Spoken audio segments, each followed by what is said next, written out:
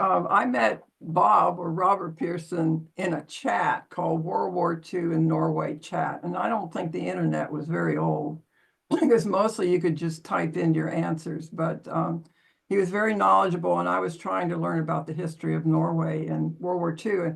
And then I don't know, I sort of didn't do the chat for a while, or it sort of changed. And then about 5 years ago, I popped up in a historical novel area of World War II interest on Facebook. And so we reconnected in that. But his book is really interesting. He's a retired teacher, but I don't know what grade you taught. I don't know if you were high school, but he lives in Essex, UK. And his one book that he's published was first published in Norway, 2010. And then the Gold Run English version was published in 2015. And he's written articles for UK, Norwegian, and American magazines. He's also provided material for Norwegian film companies. He's working on a novel set in Norway, as well as researching the origins of James Bond. So I'm really delighted that you're here to talk about Gold Run, because I've known about this, but the detail that you go into is really quite wonderful. And I learned a lot. So welcome. Many thanks. Hello, everyone. It's Bob Pearson here from Ipswich in England, and it's the story of the Norwegian gold transport. Before we start, I'll just explain how I became interested in the gold. Well, many years ago, I read a book by Dorothy Baden-Powell, who actually worked for Norwegian Special Operations Executive during the war, SOE. She'd written a book called Pimpernel Gold. And I realized when I was reading the book, I mean, it's a fantastic book to read, but it was faction, so it was a mixture of fact and fiction. So I set out on a mission to find out the truth about what happened with the gold transport. This came to the attention of someone in Norway, a friend in Norway, who invited me across to a place called Molde, which HMS Glasgow came into during the war to rescue some of the gold. Anyway, he in my hotel room, I had all my work laid out, and Oddvar came up and read the work and just said, "Bob, this is fantastic." He said, "We don't know any of this." He said, "Make me a promise, you write the truth." And so we shook hands. And so I wrote what I thought was the truth as close as I can get to the truth, and then had it published. So this is the story of the Norwegian gold transport. Here we go. So the German troops embarked on a mission to take Norway. It was completely unannounced, as we know. Britain had an idea something was up, and sent some ships out to sea to see if they could find anything moving. Unfortunately, they were missed. The picture you see here is the Hipper being loaded with troops. Prior to Norway, the Hipper actually went into Trondheim. Wehrmacht. So this is, so I picked up some German magazines. So I wanted to see the German aspects of the invasion of Norway. This was on the front cover of Die Wehrmacht. Their magazines are nowhere near as interesting as the British and American ones, actually. So destination Norway. So it wasn't just the iron ore that Germany wanted. They also wanted all the cultural treasures and all the money from Norway, including the gold and silver, valuables, etc., etc. So there was a special task force going into Oslo to take the gold. Unfortunately, they didn't make, or fortunately, they didn't get there. They didn't get there in time. So this is the ships you see, and again, I think it's the Hipper ahead with the escort screen heading towards Norway. Again, the Hipper at sea here. You see it's quite rough. The troops, the invading troops, are kept behind a rope.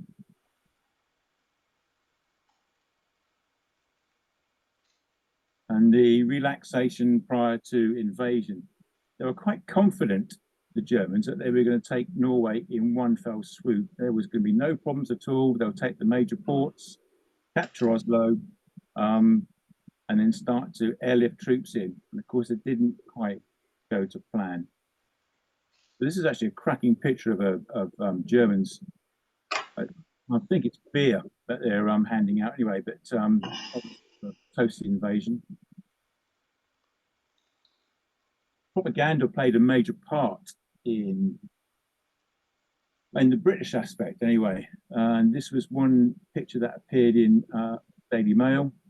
You can see the kind of a monster German, grabbing at Norway and Denmark, etc., etc. And these were quite popular in 1914, appearing in the press. Now we see Blucher here, as seen from the Emden. Blucher was it's a fantastic ship, but she was going to meet a sticky end, as we'll find out very shortly.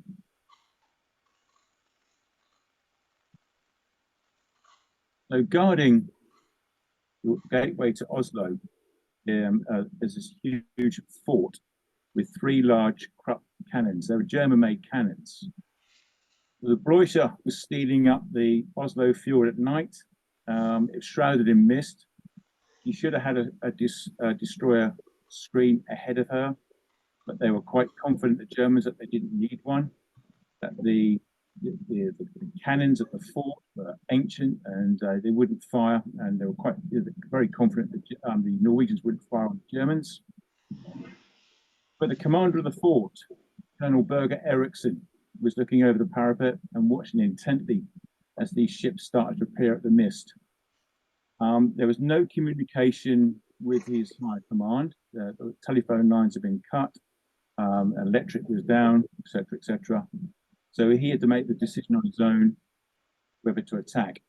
As the Blucher appeared out of the mist, he gave the command to fire, and 2 large cannons roared. At point blank range, it's roughly where the Blucher, what you see now is roughly where the Blucher was hit. The 2 large cannons, one cannon wasn't working, 2 large cannons erupted and hit the upper deck, setting the upper deck alight. Now, the upper deck was full of fuel for the aircraft, etc.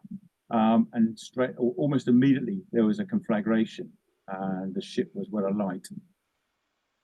So as she inched forward, he gave the command for the torpedo battery to open fire, and 2 British-made White's torpedoes slammed straight into the side of Blucher, and she turned over.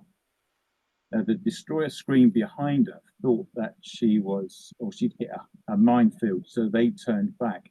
So effectively, the invasion to Oslo was stalled. This gave enough time for the authorities in Oslo to get their act together and to get the king out and to get the gold out. Here we see the death throes of Blucher in the early morning. Those dots in the water are bodies.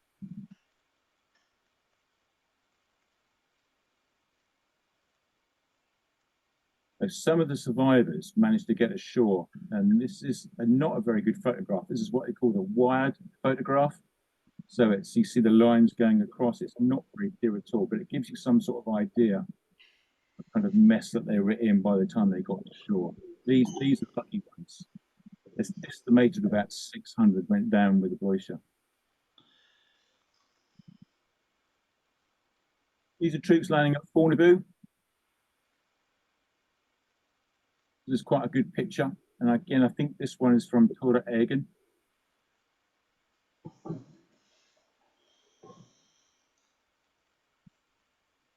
So with the invasion stalled, you had Nikolai Rigg on the left there. He was the chief bank clerk for Oslo, for Norges Bank. And he'd already got some of the gold out of Norway prior to the invasion. Now, this was quite standard procedure.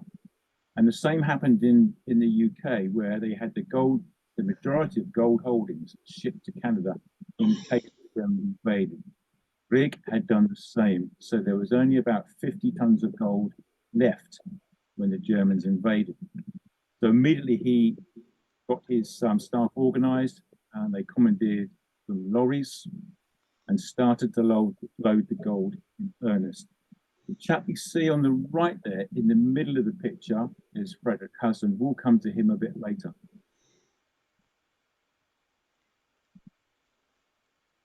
So by the time the Germans got themselves organized, this is them again disembarking in Oslo. And here they are marching into Oslo. The people are stunned, absolutely stunned. They've got no idea what's going on. They weren't expecting this at all. And they're just shocked, stand there in disbelief. This is quite one of the most famous pictures taken during the invasion. And we've got, you see the chap there with the cycle at the front of the crowd. That's supposed to be Gunnar Sonsteby. Now, as these guys were marching down Karl Johan Gata, the last lorry load of gold was being shipped out of Oslo. They literally missed it by minutes, and these guys are only a few hundred yards away.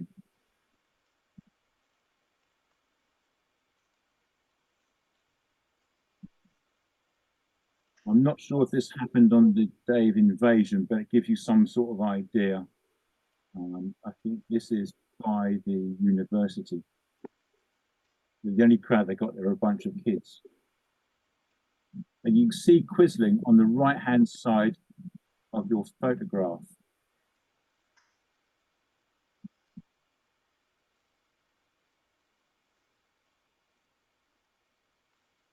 So these are Ju-52 transports heading to Norway, drop off troops. And these are Norwegian prisoners. Unfortunately, the Norwegian army was poorly equipped at the time. Actually, Britain wasn't much better, I have to say. These guys were poorly equipped, and despite their best efforts, and they did put in tremendous effort, they were soon overwhelmed by superior numbers.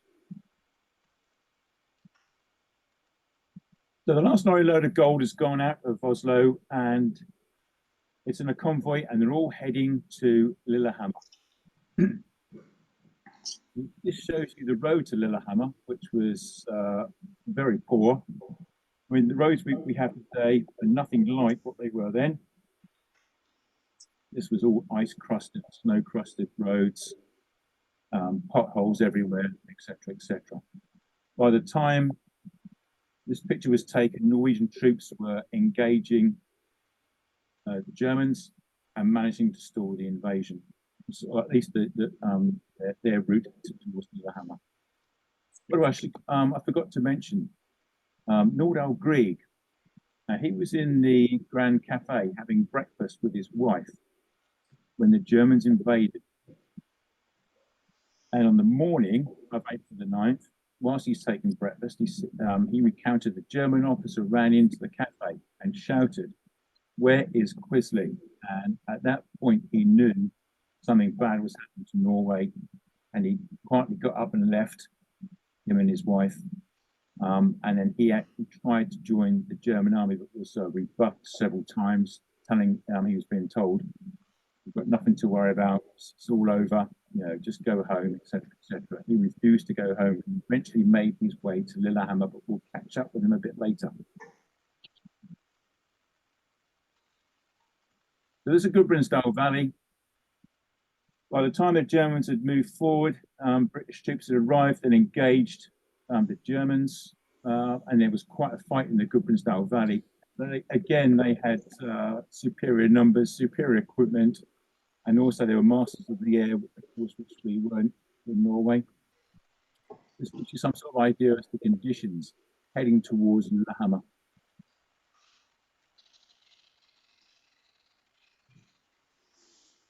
There was a famous battle, a place called Midskogen.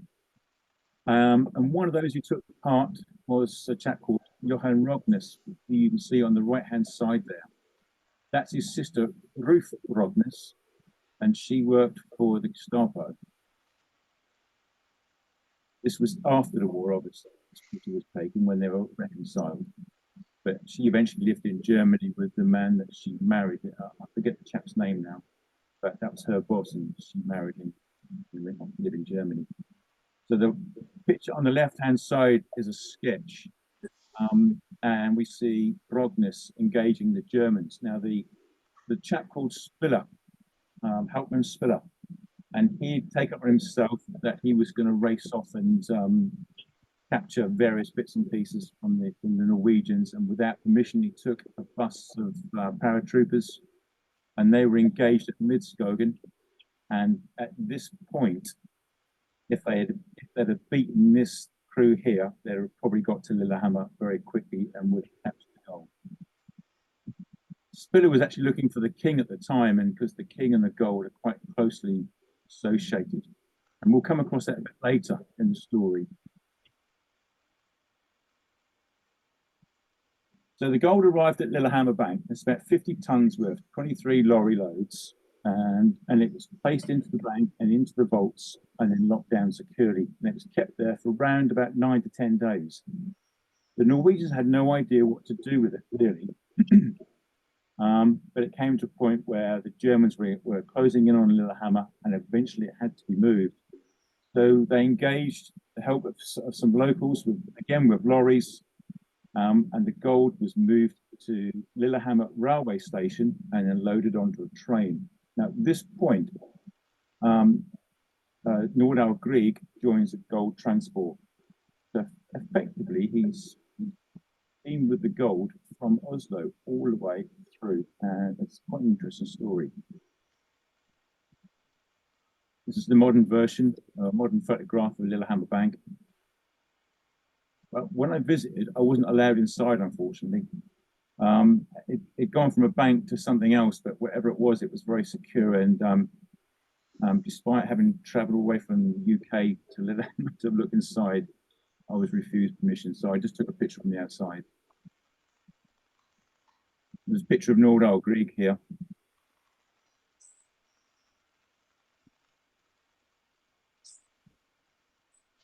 So this is Lillehammer Station, the 24th of April. So they got to go to the station. A train was secured and the gold was loaded into trucks, and then it was moved out from the station. Now, the Germans were searching for the gold, but they had no idea where it had gone to. Those bank workers, which had taken the gold to Lillehammer, started to return. They weren't needed, so some of them started to return to Oslo. They were questioned, but no one gave the game away where the gold had gone.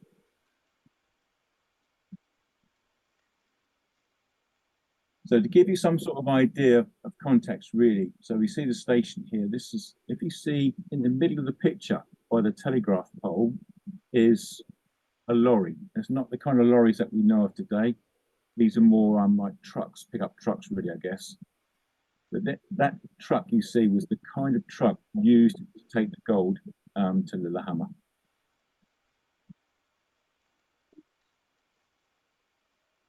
These are Germans captured in the Gudbrandsdal, sorry, beg your pardon, Norwegians captured in the Gudbrandsdal Valley.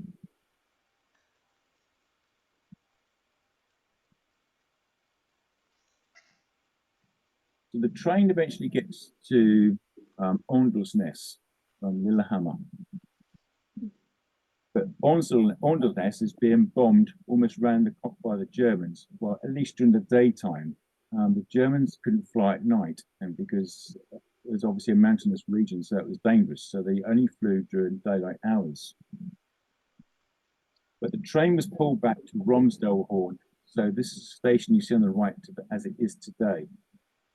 The chap on the left, Ove Wulsrud, I interviewed him a few years back, and he was at Romsdalshorn station, and he was telling me that whilst he was there, his job was to walk around the station and make sure that there was no one there who shouldn't be there, etc., etc. He said all of a sudden, an immensely tall chap turned up. He said and started pacing around the station, and he kept seeing him on a regular basis, and they became on nodding terms. This was King Haakon. So he was at the station for a short period of time. Ove said, I knew reading from Baden-Powell's book, and she'd written a piece about a spy at Romsdalshorn who'd been taken away and shot. And because the book was factional, I had to try and prove that the story actually happened. So I spoke to Ove. I went to see him in Norway. By that time, he was 102 and bedridden. he was quite happy to relate the story. He was quite bright. And so he was telling me about the story about the king and the gold being at the station, etc. And then him traveling down to Åndalsnes and when it was bombed, and how frightened he was. And I mentioned, I said, did you come across the spy at Rumsterhorn? And straight away, his eyes lit up with, yes, yes, yes, I know who you mean. And he said, this chap appeared 2 or 3 times. He said he was dressed in Norwegian clothes, but they were the wrong clothes for that particular region. He didn't come from this part of Norway. He said we could see that he had something under his wind cheater, he called it. Eventually, they arrested this guy, and they took his jacket off, and underneath his jacket, he had what Hoover described as it looked like a portable radio, a battery-like object. So I said, "What happened to him?" He said, "What do you think?" That it looks like the guy was taken away and shot, and it was true what Baden-Powell said in her book. So I was able to put this into my Gold One text.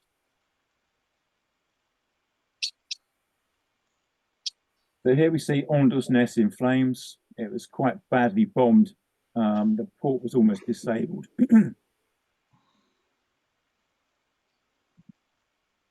But they had to get the gold out of Norway.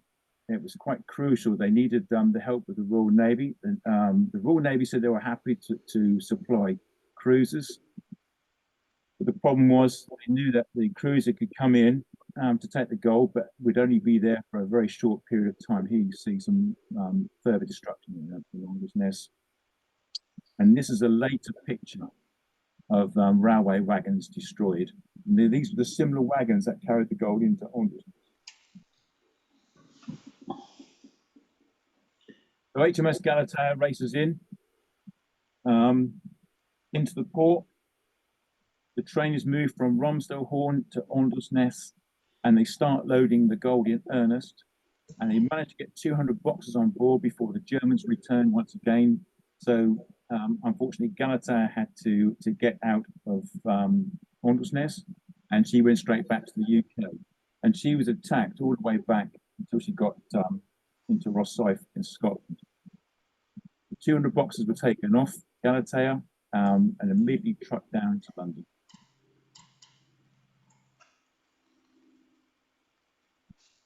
So unfortunately, they had to get the rest of the gold back to, or had to move it out from Åndalsnes, and the nearest place was Molde. The Royal Navy were also at Molde at the time, or at least some elements of it were. This is Molde in happier times, obviously. And again, you can see the truck there on the right-hand side. That was the one that was very, very similar to what was used for the gold transport.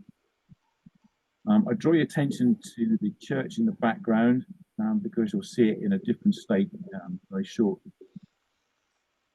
Molde, if you ever get a chance, is a beautiful town, and it's definitely worth visiting if we get back to Norway. So this is Molde being attacked. It was, again, it was a relentless attack. Molde, as you can see, is full of wooden buildings, and most of these were ablaze, conflagration. They still managed to get the gold into Molde, hoping that the Royal Navy would be able to come in with a cruiser to rescue the stuff. There's some more pictures here of Molde in flames. Now, the building you see there, the gold was stored there for a short amount of time. It was kept in the cellar, so that it was actually safe from the bombing.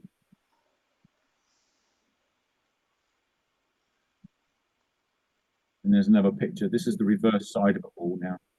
And so by this time, Frederick Hasland, he's become leader of the gold transport. He was the one who's making the decisions along with Nordahl Grieg about the gold, the routes they're going to take and how they're going to save it.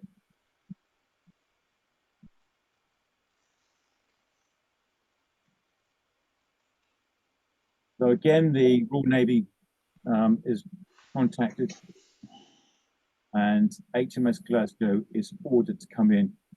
Now, cameras aboard ships were banned in the Royal Navy. You weren't allowed to carry a camera at all obvious reasons, but someone managed to get the camera on board, and this is one of the pictures that he took as Glasgow approached. That's the whole of the cone there. You can see a blaze on the left-hand side.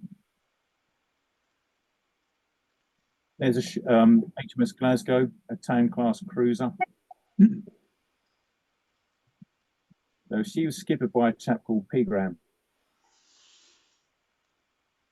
On board, Horace Grant. Now, I met Horace many years ago. Lovely, lovely man. And he was able to tell me how they got the gold on board once Glasgow got into port. Now, this guy here was the last Royal Navy sailor to receive the King's Medal. I should say the Norwegian King's Medal. And that was presented to him at his house in the Isle of Wight, and I was fortunate enough to be there during the presentation. So again, another picture of Moulder. This is what the guys saw as they came into port. The whole place is ablaze, but somehow the Norwegians have got the gold down to the quayside, and as Glasgow pulls in, they start to load the gold. At this point, I asked Horace, how did you get the stuff on board? I said, because it's, you know, obviously carrying a case of gold or a barrel of gold coins, and it's extremely heavy. So he said, the barrels, they could only one person could carry them up the gangplank manually, whereas the boxes had to be carried by two people. So his idea was to soak the plankways with what they call pusser's soap. There's a huge bars of soap which they used to clean the ship with. So they greased the gangways with these bars of soap and managed to push the boxes up onto Glasgow. The church I mentioned earlier at Moulder, this is it. Now, all the Glasgow veterans I spoke to, interestingly, the last thing that was on their mind as they left Glasgow, as they left Port Moulder, was seeing this church burning. And when we went back to Moulder, that was the first place they wanted to go to, back to the church which had been rebuilt. It was such an imprint on their mind. It's just amazing. And all of them said that. One thing they wanted to see was the church.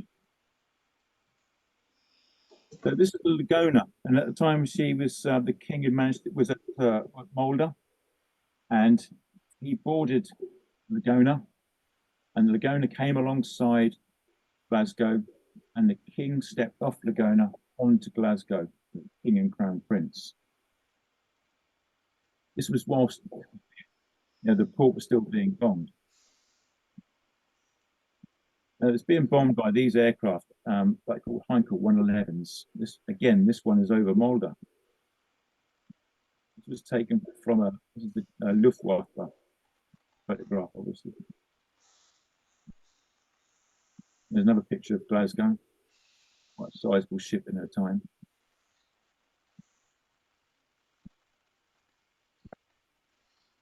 So Glasgow was it was quite the fires are raging, and it wasn't a nice place to be. They managed to get quite a few boxes of gold on board and barrels of gold on board Glasgow, but it was quite, she couldn't stay there. She was being backlit by the town, so the Germans could clearly see that there was a cruiser in by the quayside.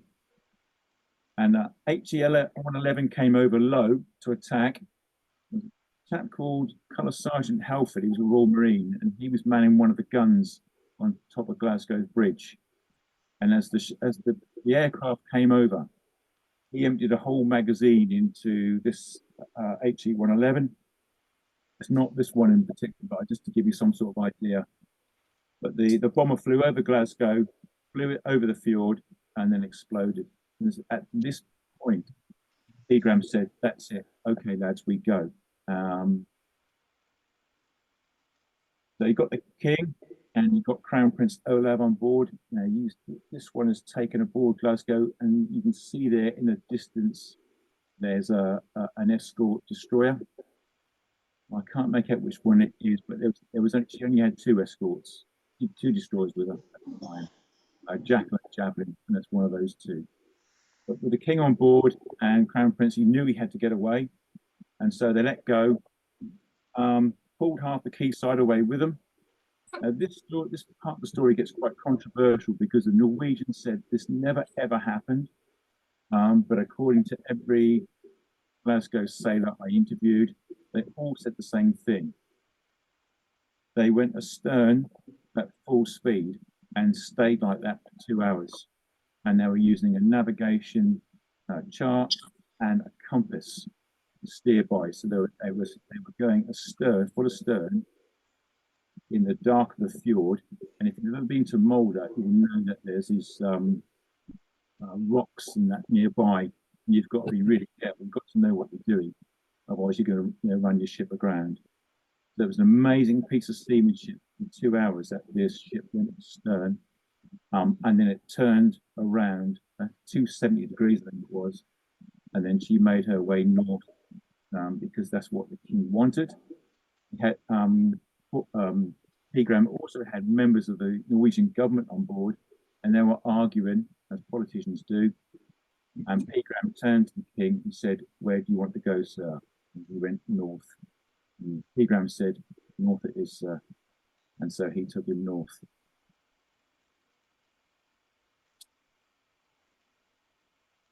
This is not a very clear picture, unfortunately, but it's from one king to another. It's from the Norwegian king to the British king, King Haakon to King George. And this is the message that was sent from Glasgow. Now, Pegram did as he was told, and he dropped the king off further up north, and he carried on the fight. Glasgow turned round and then steamed straight back to the UK, back to Rosyth, where gold was unloaded and then again trucked down to London from Scotland to be stored in the Bank of England. So this is Mulder a couple of days after the event. You can see the town's in ruins. It's completely burnt out. There's nothing left. This is the DS Drever. Now, for a short time, some of the gold was, I mean, Haslam had no choice really. He had to get the rest of the gold up north somehow. So he requisitioned this ship, the DS Drever, and so some of the gold was laden onto her, the remaining gold anyway, and some of it was loaded onto trucks and then taken northwards. Only one person was killed on the gold transport, and it's this chap called Sverre Bella, and he was a bank worker, and unfortunately he had a heart attack just outside Mulder, and passed away. And this is his gravestone, just a little outside Mulder. We have Nordahl Grieg here, centre. So this is the guy who's the most famous poet, or Norwegian poet. So he played a significant part in gold transport, and so he's pictured here on an island where they were taking a rest. By this time, Drever had run aground, so they had to move the gold off Drever, and it was being trucked up north.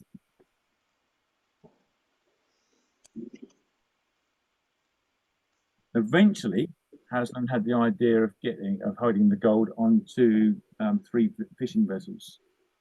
So these are the 3: Stolberg, Alfhild. I haven't got the third one, unfortunately, but they're called gold-carrying puffers. So they were stored here for a period of time, at least to try and to keep it out of the way of the Germans. And again, the Germans had no idea where the gold was at any time whatsoever. The Norwegians didn't know this, but the Germans were making good progress, so they had to get the gold away anyway. They couldn't stay on the ships, and couldn't stay on the lorries. So they put them into puffers. They eventually got gold onto the remaining gold onto HMS Enterprise, and she was the only cruiser that survived the war. The other 2, Galatea and Glasgow, were later sunk, unfortunately. They loaded the gold onto Galatea, and she steamed immediately after 2 days back to the UK. Now, oddly enough, she went down the Irish Sea, which is quite an unusual passage because she should have just gone straight to Rosyth. It's went all the way down through U-boat Alley and then landed at Plymouth, and then her gold was taken off there, and then again trucked to London.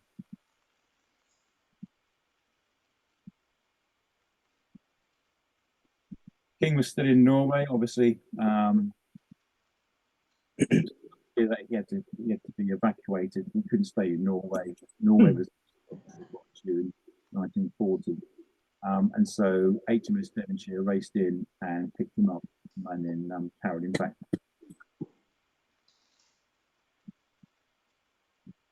We have a picture of King Haakon in exile, walking around inspecting his people.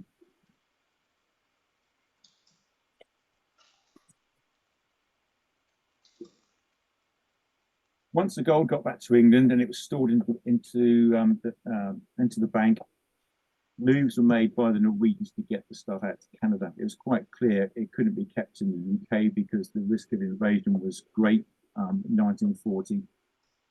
And we thought that they were going to invade. And so this is one of the ships, the DS Boma, amongst other ships. So the gold was loaded onto these ships. It was actually put onto rafts. So if the ships were ever sunk, the raft would float, and then hopefully they would try and save the gold. It never came to that, of course. The majority of gold went to Canada and to the US. Now, Canada were quite open about how the amount of gold that it received. And there's reams of documents about what it was used for, how much was left, etc., throughout the war. The Federal Bank, Federal Reserve Bank, were not quite so open and refused any permission to look at the ledgers. It's a shame, really, but that's how it is. So these are the coins of the reserve. These are the ones that were kept in barrels. And so they weren't Norwegian coins. They were all sorts of stuff, different makes. And it's the same with what happens in the UK. We have foreign coinage here, foreign gold. It's just seen as gold. I mean, all they're interested in is the weight and the price, obviously.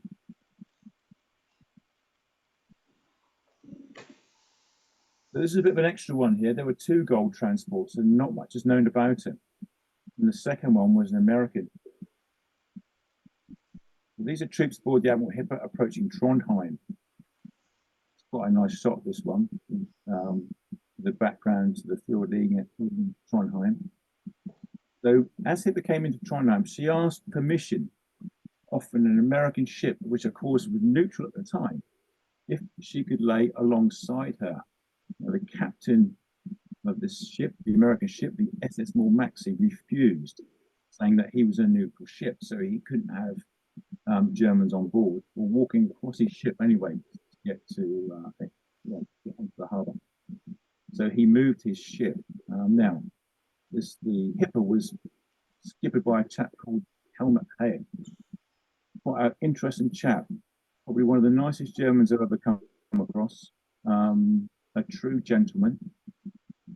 He ended up almost very similar in many ways to Ian Fleming. He ran special troops out of Germany during World War II. These guys were one-man submariners, combat commandos, deep sea divers, all sorts of stuff. But after the war, he became a politician. But he was a good chap. Actually, his ship on the way into Glasgow, sorry, I beg your pardon, on the way into Norway during the invasion, encountered HMS Glowworm, and because the Hipper was just too much for the Glowworm. It was just a destroyer. And Glowworm was sunk, unfortunately. But he recommended the British that the skipper of the Glowworm, which attacked the Hipper, received the VC. Unfortunately, it couldn't be awarded until after World War II because of sensitivities at the time. So the skipper of the Glowworm was the first man to receive the VC, and not Warburton Lee with HMS. Hey, did you get your nose cleaned up? Sorry? Oh, someone just came on there. Right. So this is the American skipper. He's actually British. Captain William Anson McHale was British, but he lived in America and lived there for some time, and been working the freighters going in and out across the Atlantic. He was quite old there actually. After this event, he was taken into the U.S. Navy, and he reached quite a high rank. So this is the ship here. This is the SS Maxie. Now she was carrying gold, about 5 tons of it, and she picked it up when she was in Bergen. There is some controversy over the gold in where it came from. The odd thing with this photograph, and this is the photograph from Tora Egan, that I mentioned to Janet earlier. The stars and stripes is the wrong way around, and I don't know why that is. There may be a reasonable answer to it, but I couldn't work it out. But you can still see the name on the side of the ship there. This was moored at Trondheim when the Hipper came in, asked to pull alongside, and then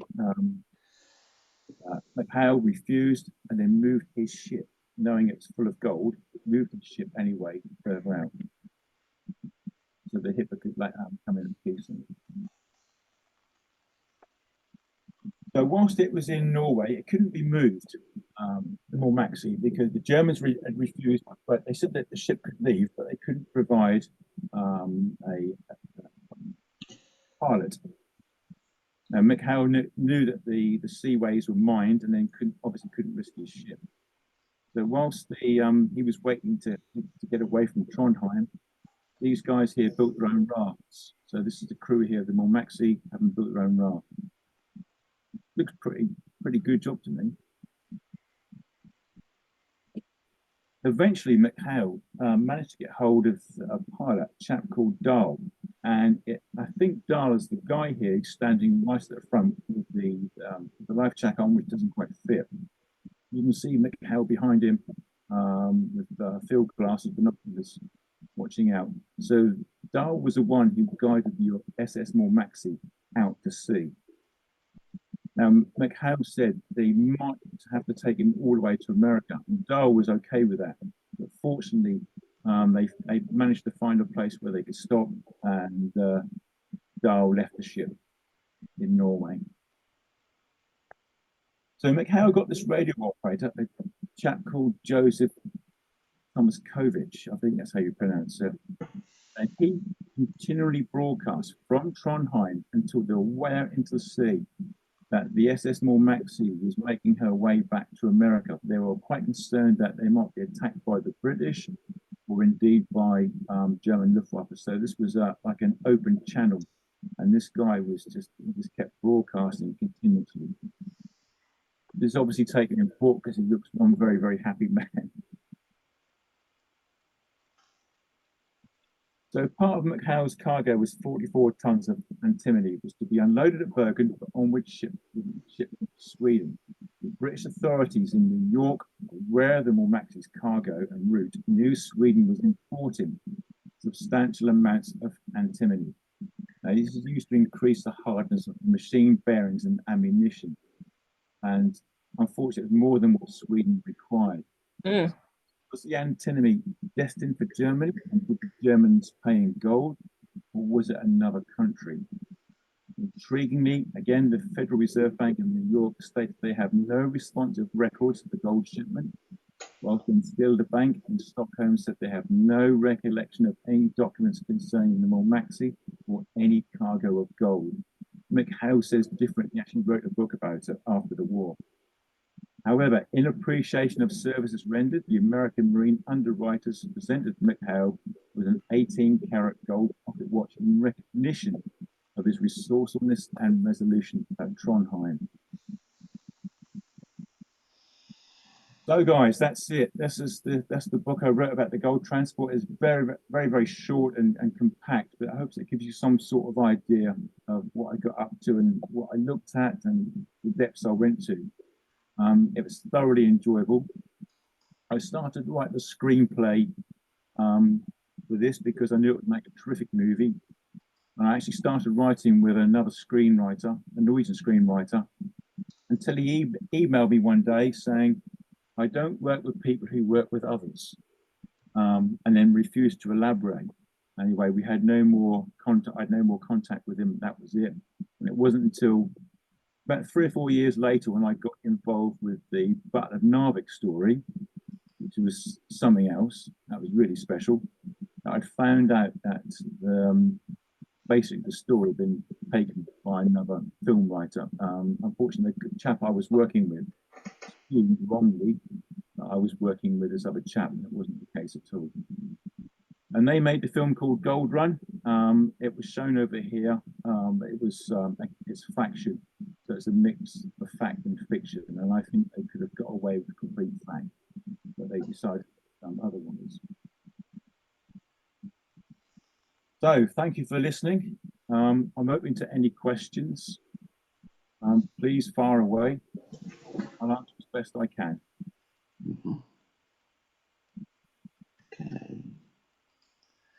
Okay, thank you. Very interesting presentation. I'm mentioning, I'm reading your book, The Gold Run. Fascinating book. I particularly liked the details on the sinking of the Belcher. You have a lot of the eyewitness accounts. That's a very interesting chapter that you didn't even mention here, but I found that one a very fascinating chapter. And again, would like to recommend the book very highly. The one thing that interests me is the, this is more of a political question. Does anyone have any question about the story so far? Yes, I do. I have to take off the hearing. Yes, can you hear me? This is Keith Yes. Smith. The question is, can you hear me? Yes, I can hear you. What the heck? You cannot hear me, I guess. I can hear you. Oh, you hear me? Yeah. Okay, and my question is, if the Blucher hadn't been sunk when it was, and my wife and I had been to the cannon right there beside the harbor. I think it went underneath. It was a kind of a torpedo that went into the Blucher. One of them. Would the king have been captured? Do you think? That's one question. Would the king have been captured? And second thing was, any of the gold used after the war to settle war debt? Okay, if the Blucher had been sunk, almost certainly the king, the government, and the gold would have been. Can't hear. Can you hear me? Yes, I can. Can you hear me, sir? Can you hear me?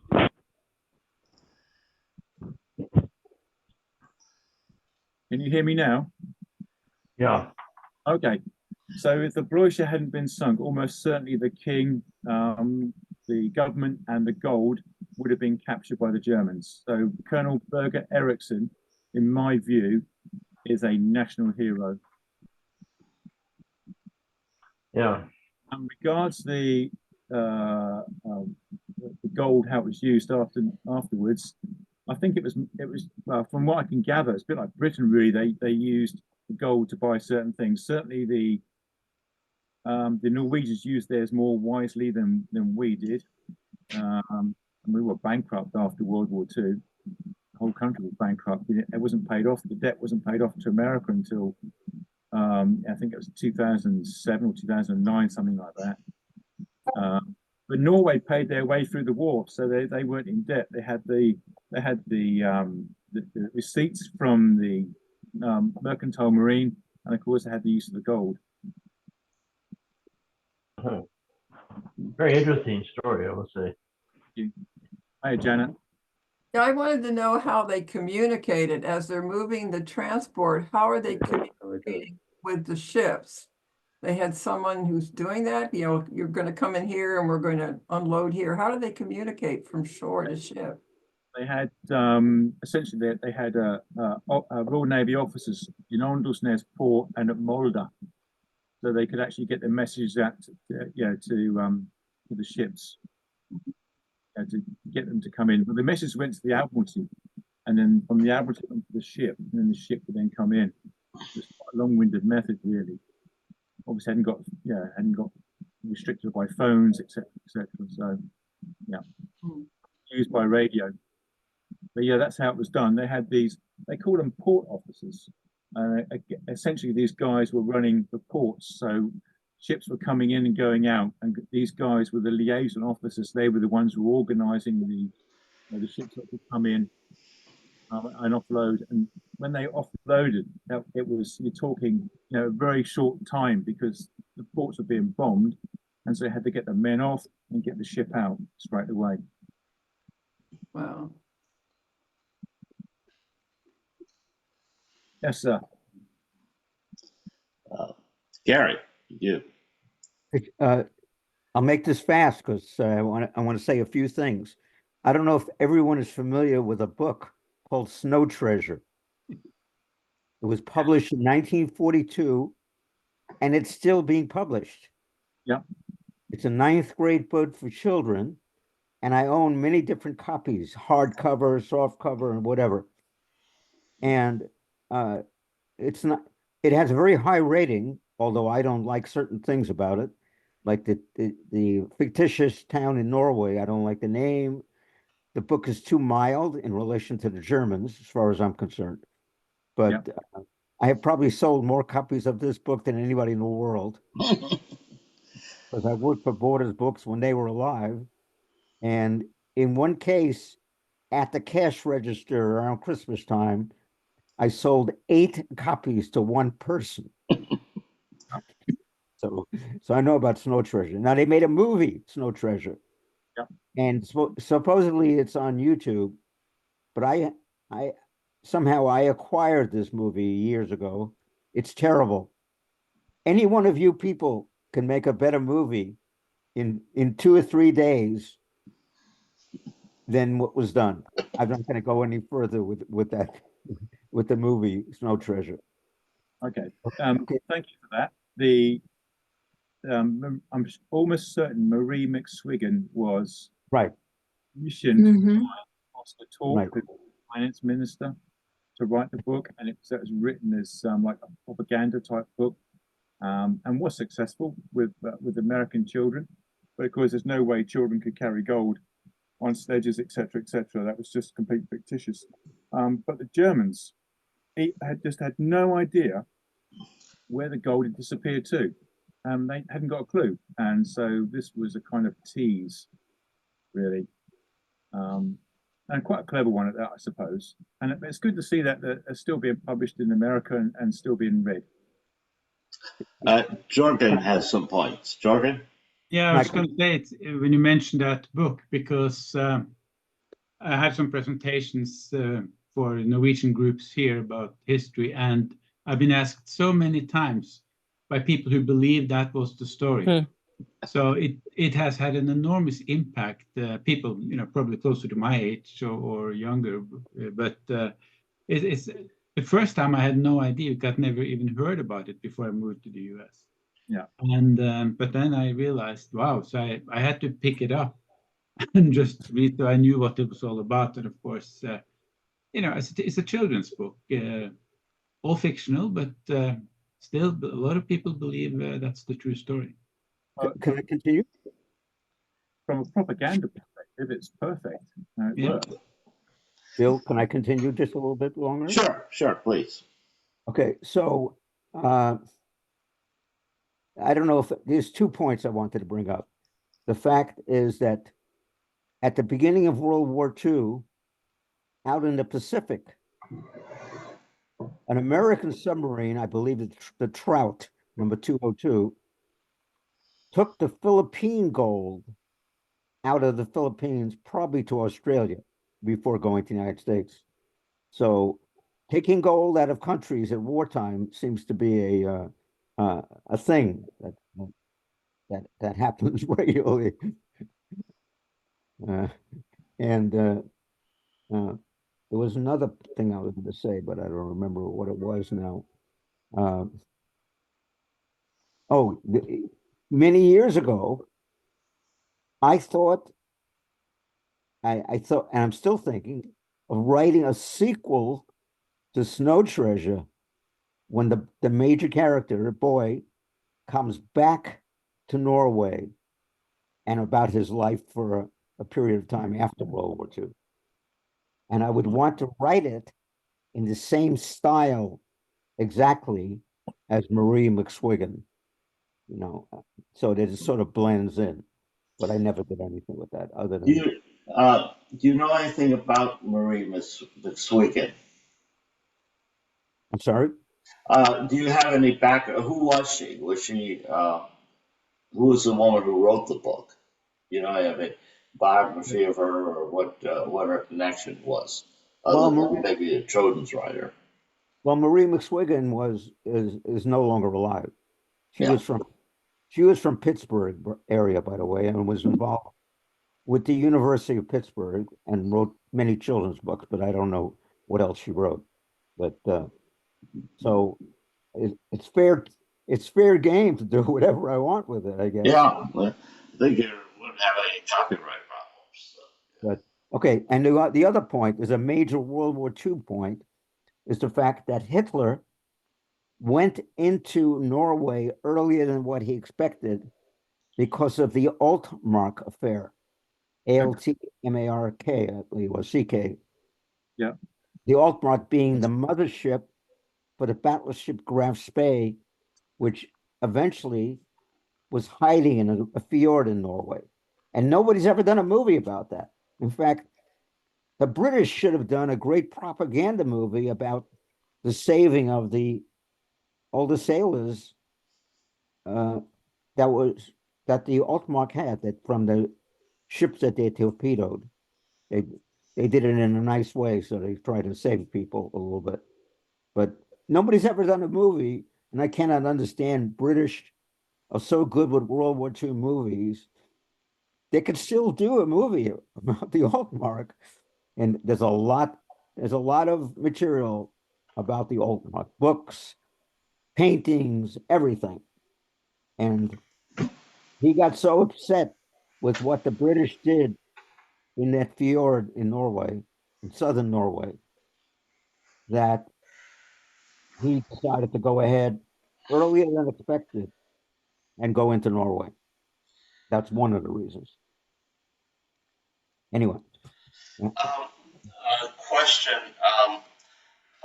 I've been reading a number of books on the resistance and early phases of the war, and one author makes the point that he thought that now in the when Norway was invaded, Denmark was invaded, and the Denmark worked out an arrangement where, and correct me if I'm wrong, the Danes kept political control of their country, and then they just let Germany run their foreign policy. And some people have suggested that the politicians in Norway would have liked that arrangement where they got to keep control of their country and they would just let Germany do what they wanted in terms of foreign policy and domestic things. And I know Janet and Jorgen have written about this, and Robert, Bob, I was wondering if any of you want to comment on that. But I mean, it's a good point what you've raised there. I can tell you that the Danish resistance, which was extremely well run, was probably one of the most lethal resistance groups of all. Mm-hmm. They assassinated something like 400 targets. Mm-hmm. They were quite vicious, and it wasn't. I mean, they assassinated people in Norway, but not as many as Denmark. But you're right. I mean, the political side. I mean, Denmark was allowed to run its own. Well, was allowed to keep running as long as they abided by the rules. And as you said, that the Germans were just there really. But they overran the country within hours, unfortunately. But once the resistance got their act together, it was quite a formidable force. Jorgen? One Yeah, I was fact- going to say, I always feel it's very difficult to compare Norway and Denmark because Denmark was, of course, landbound to Germany, very small. They overran it in about 24 hours. In Norway, of course, just because of the sheer size of the country, we had time to mobilize or part mobilize at least. And of course, it's also much easier for us, for the weaker part, which of course Norwegian Army, Navy, Air Force was, to fight when you have a very hilly country. I mean, it's difficult, especially in those days, it was difficult to bomb down in valleys, for example. And the tanks that they used so successfully in Poland and a lot of other places didn't really mean that much in Norway. They had some impact, but not very much. In fact, they brought 3 heavy tanks, and one was destroyed almost the moment it moved into Gudbrandsdalen, and then the other 2 were pulled out. So I feel it's very difficult to compare. When it comes to the resistance, of course, in both Norway and Denmark, it took some time before it started. And in the beginning, it was very amateurish, which can be expected, of course. You don't exactly have a school to go to and learn about. The Danish resistance was, as you mentioned, very, very well run. But also had time, in a way, Sorry. for the same reason, a time to organize itself, because the Germans were, acted friendly there, which they probably would have done in Norway also if they managed to conquer Norway so fast.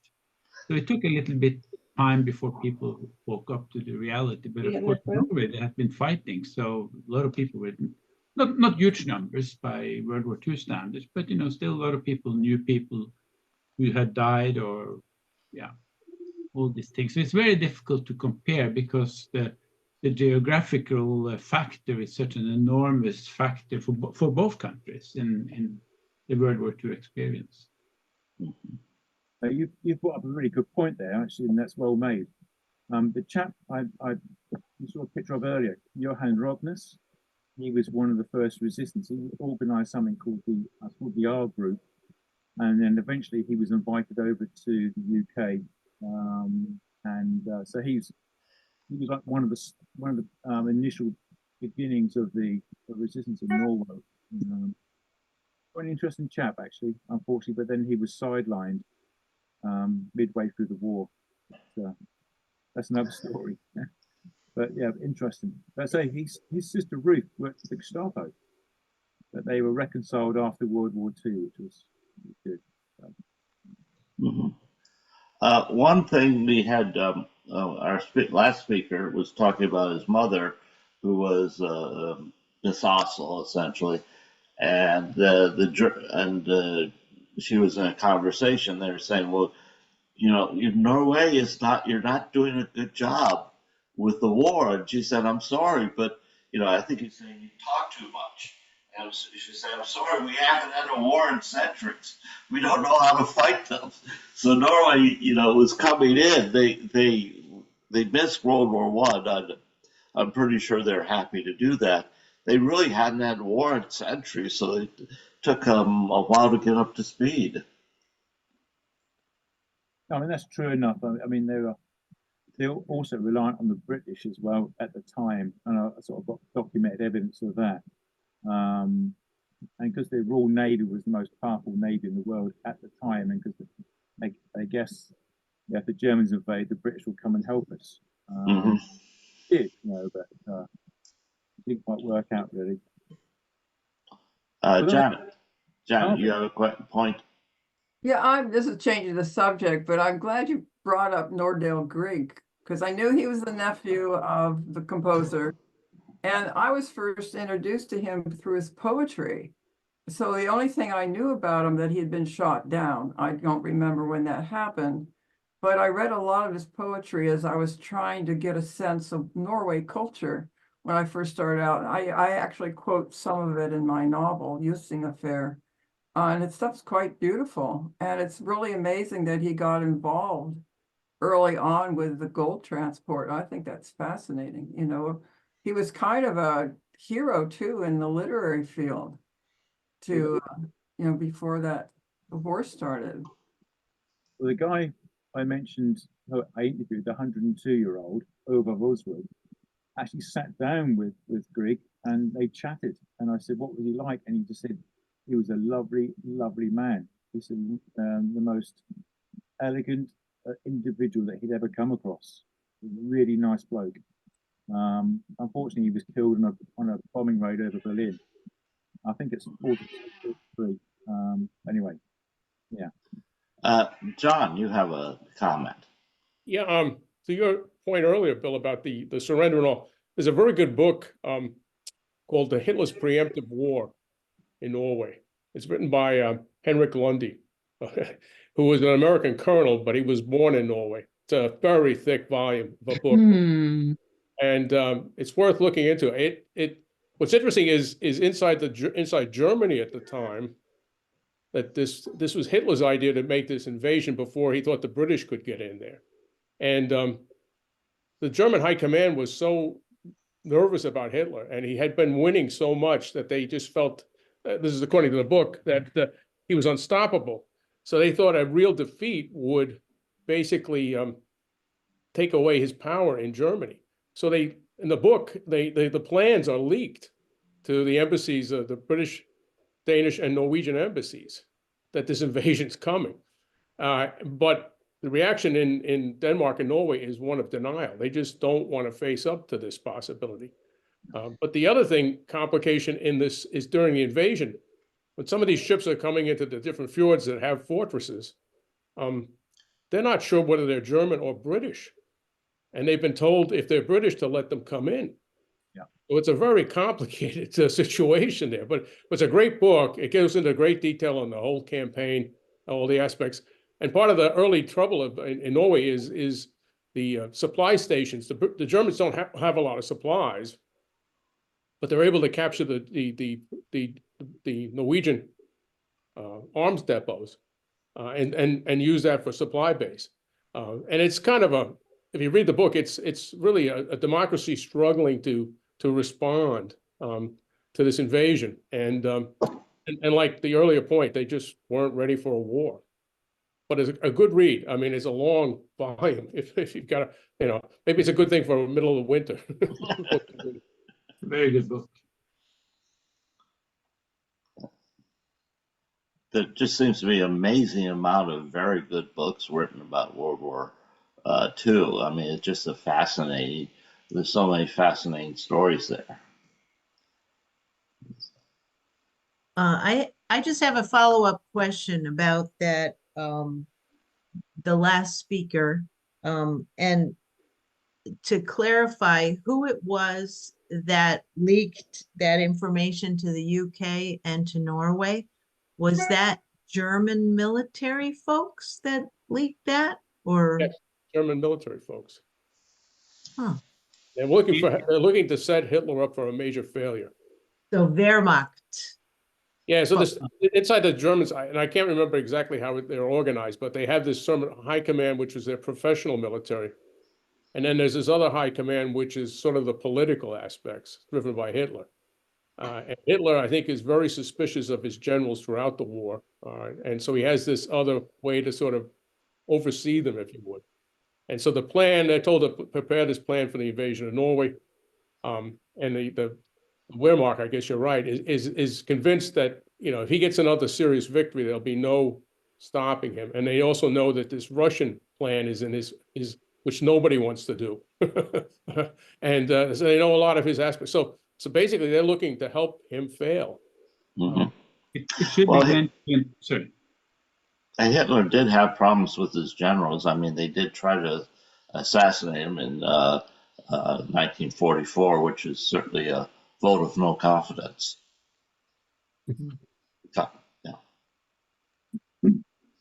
Regarding that, who leaked it, we don't know exactly, but Abwehr, which was the military intelligence in Germany, was headed by a guy who's Admiral Canaris, and he was anti-Nazi. He was very much against the Nazis, and actually he was executed also because being part of that 1944 coup. When they tried to, when they actually did assassinate Hitler, they just didn't use a big enough bomb. So there's a good chance that that it was Upwear who did it, because it also ties in with another story when somebody leaked information to the British about the rocket programs, the V2, etc.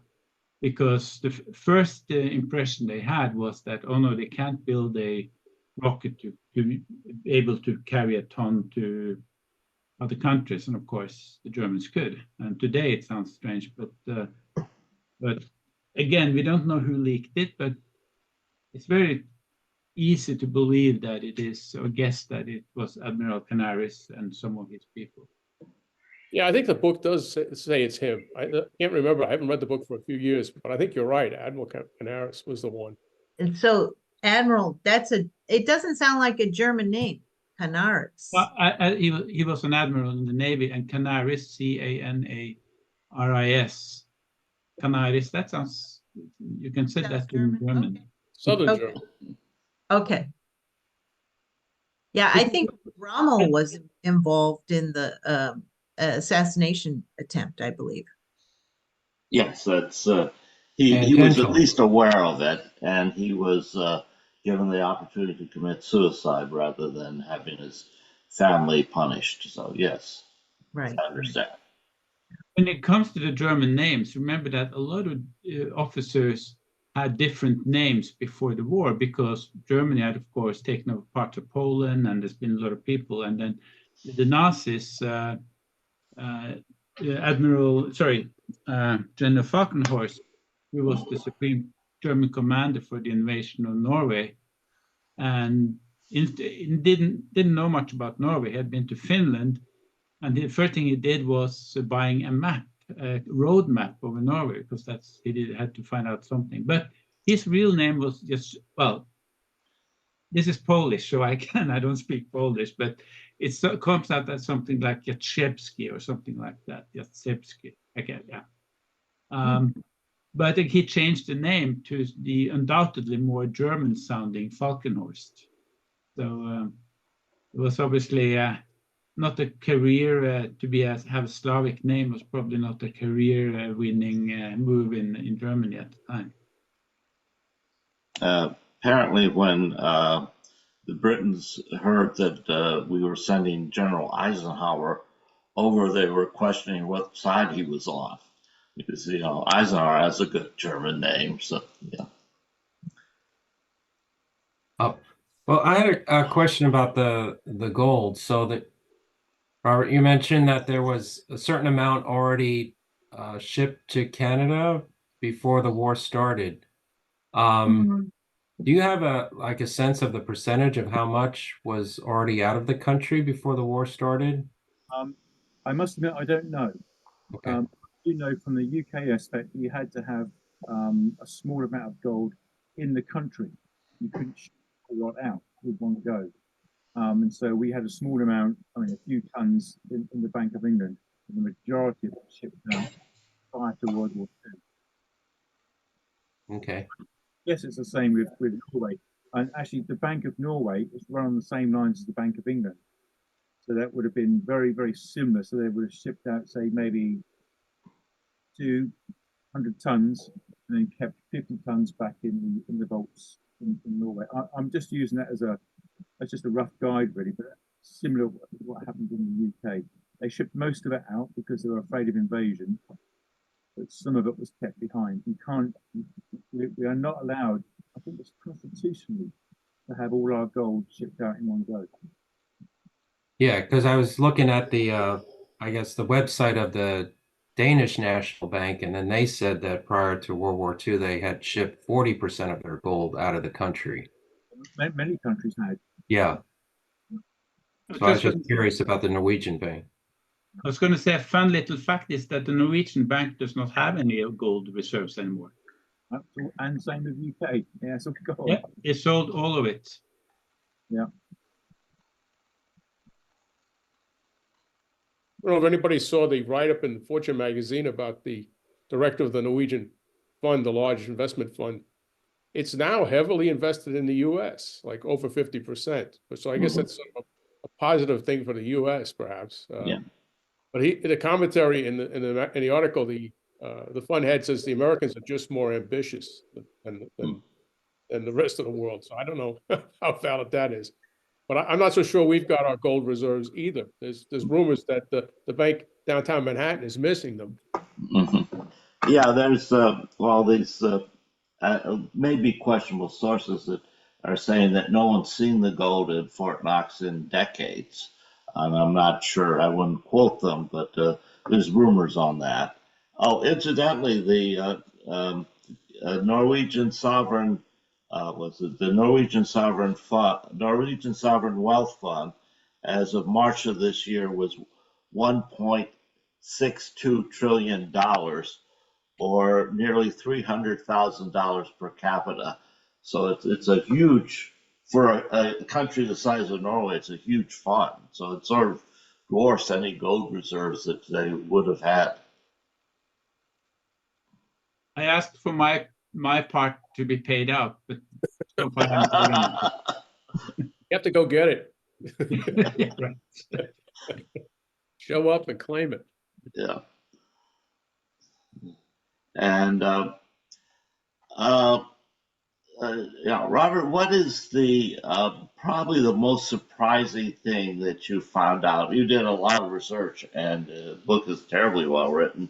But what was probably the most surprising thing you found out in writing or some of the more surprising things you found in writing this book? Definitely the spy at Romselhorn, because I thought that was just. I knew it wasn't nonsense. I knew something had happened. Find somebody who was there who'd actually seen it happen, and the guy was taken away and shot. And he was German, trying to be. I remember Ulva said he tried to be Norwegian. He said, but he couldn't. He couldn't be. But he was German, trying to be a Norwegian. And I remember I came out of the house. I punched the air. I thought, yes, that actually happened. And the other one, the most moving one, was when I went to Malta and I interviewed numerous HMS Glasgow veterans, and to a man, they all mentioned about seeing the church in flames. Mm-hmm. And they cried.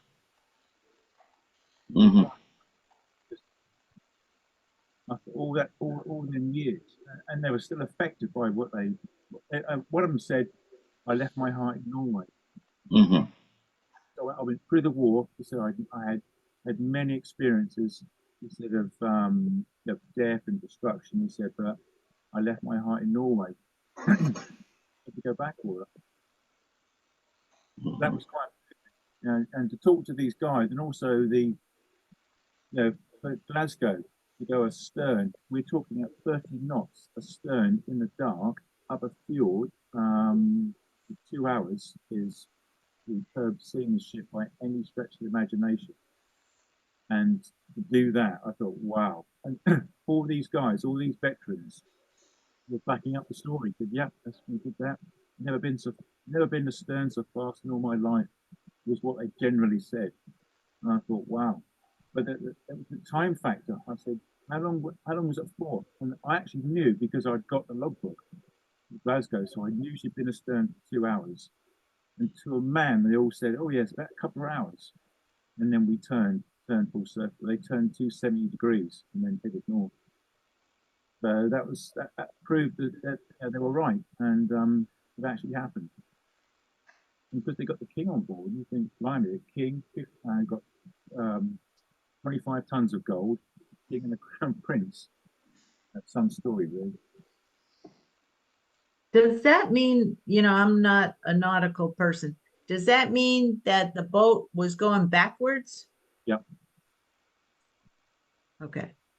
So that ship I showed you earlier, the Glasgow, you've got to imagine that going down a narrow fjord, pitch black, 30 knots astern, and going backwards. They're using a stopwatch. They know they've got the charts. They know where the rocks are. They work out the speed, the position of the ship, and then steer accordingly. And I think that's fantastic seamanship. I've never come across anything like it. But that's the only way they daren't turn around, because they couldn't turn around because of rocks and skerries and all sorts of things. So it had to be the Yeah, navigation. I have enough trouble backing up my car. A ship is a lot more complicated. Yeah. So, I'd like to. Anyone else have any questions or comments? Yes, Bill, I do. Go. Gary. Yeah. Okay, this is very minor, but there is a town in California along Interstate 80 between Sacramento and Truckee, which is Donner Pass, called Gold Run. Hmm. It has nothing to do with Norway. Nothing. I think it's the California Gold Run. Yes, California is a lot of gold there, or was. Right. There. Any other comments, questions? Just one more, Bill. In that book of the preemptive war, what's kind of interesting is the way the British Navy, and maybe Robert knows a little bit about this too, how they finally get the king to leave Norway, and the parliament, the whole government leaves. But in the book, as I remember, it's a very awkward situation, but the captain of the ship has to address the parliament, and this is the British naval captain. Robert, do you know anything about this chapter when they're taking the whole government out? Yeah, so this is aboard HMS Glasgow, and they've just come out of Romsdal Fjord, and they've turned about, and the government are arguing about whether they should carry on the fight, whether they should go to England, and they're moaning at the British captain as well. You've forsaken us, you've done this, you've done that, etc., etc. And he just had enough of their bickering, typical politicians. They just turned to the king and just said, "Where do you want to go, sir?" And he said, "North." And that was it. He said, "Well, north we go then." But then there's another final trip when they finally leave for England, right? Yeah. So that's when they're at. He takes the king north, and the king disembarks. He gets onto a small ship, and then carries on the fight in North Norway, and then eventually Norway succumbs to the Germans, and then the king's brought home by HMS Devonshire. Yeah, and in the book, it's the preemptive war book. It's a pretty interesting political aspect that the British captain has to really, like you say, deal with a whole group of politicians. And he finally says something to the effect like, "His Majesty's expect you on the ship tomorrow at 10 in the morning." And the king is actually not given this order, but it puts everything in motion. Yeah. And I think only maybe someone in the Royal Navy could handle the royalty aspects and protocols properly. Yeah. And what was the name of that book? It's what is it called? Hitler's Preemptive War. It's written by Henrik Lunde, Lunde. Same last name as mine. So if I give you that's it there. If I just do, hang on, you can see it. Oh, yeah. Yeah. Thank you. Yeah. It gets very detailed toward the end, the campaigns and stuff, but the early chapters are just fascinating. And so just also mention this is the Gold Run. I got a copy on my for my Kindle, but it's also available in paperback. Again, highly recommended, along with the books by Jorgen and the books by Janet Oakley. There's just these are all contributions to very fascinating literature on World War II, and again, I highly recommend all of them. So, is there any more questions, comments, thoughts? We're going to take a little break. I'm going to be putting this talk on the YouTube channel, and hopefully we'll start up in the fall. And we're looking for interesting topics. We're trying this year to specialize on Norway and World War II, and then we'll probably have a different topic for next year, but had some ideas. We'd like to get about 4 programs in the fall. So if you have any thoughts or ideas or a book you've read that might be, the author might be of interest to our group, please tell me.